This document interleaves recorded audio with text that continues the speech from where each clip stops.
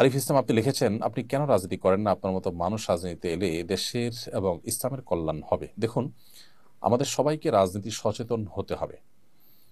পৃথিবীর রাজনীতি আমাদেরকে বুঝতে হবে।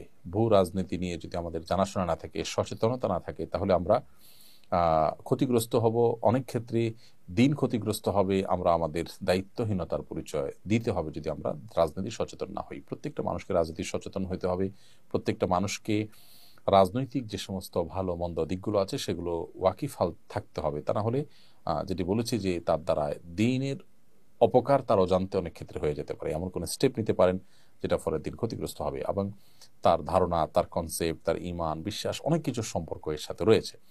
সেই জায়গা থেকে আমরা রাজনৈতিক ভাবে সচেতন থাকার চেষ্টা করি। তবে রাজনৈতিক প্রচলিত কোনো রাজনৈতিক দলের সাথে অন্তর্ভুক্ত হওয়া, এটা এটা সব ক্ষেত্রে জরুরি নয়।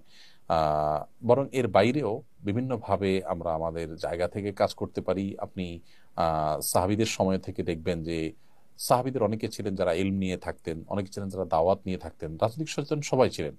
কিন্তু তখনকার যে রাজনীতি ছিল সেই রাজনীতির সাথে অনেকে ইনভলভ ছিলেন, আবার অনেকে ইনভলভ ছিলেন। আপনি বহু সাহাবীদেরকে দেখবেন যে তারা মসজিদে দার্স দিয়েছেন এবং ইলম, যে কোরআন হাদিসের যে ইলমের ধারা রয়েছে সেটাকে তারা ধারণ করেছেন, এবং যার কারণে ইলম আজকে আমাদের পর্যন্ত এসেছে।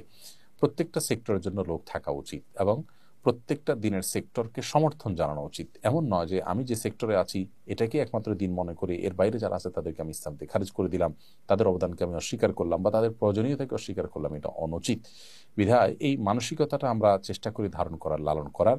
আল্লাহ রাব্বুল আলামিন আমাদের সবাইকে দিন শেষে আল্লাহর দিনকে বিজয়ী করবার জন্য যার যার জায়গা থেকে সর্বোচ্চ ভূমিকা রাখার তৌফিক দান করুন।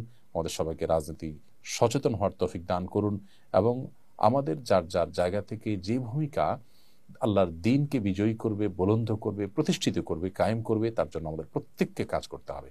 এবং আল্লাহর শরিয়ার দ্বারা শাসিত হওয়ার তামান্না আমাদের নিজেদের মধ্যে থাকবে।